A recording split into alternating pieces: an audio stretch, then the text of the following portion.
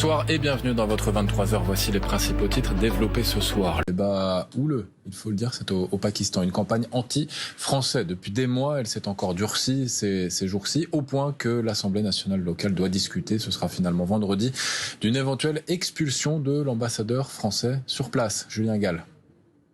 En pleine séance du Parlement pakistanais, des membres de l'opposition demandent au gouvernement l'expulsion de l'ambassadeur français au Pakistan.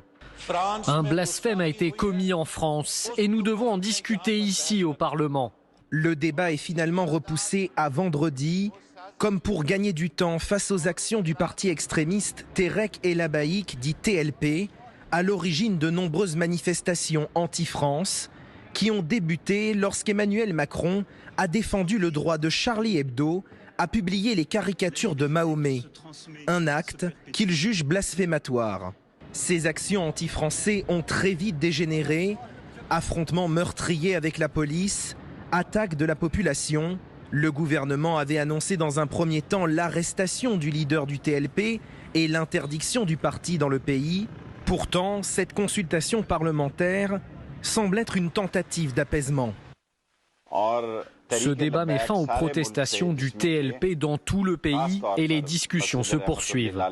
Dans les élections, les partis islamistes ne représentent pas grand-chose en fait, mais ils sont tellement bruyants, ils sont tellement mobilisés. Le gouvernement en a peur, le gouvernement parfois leur cède des choses et c'est toujours un mauvais choix politique. Pour autant, il semble peu probable que l'expulsion de l'ambassadeur de France soit acceptée.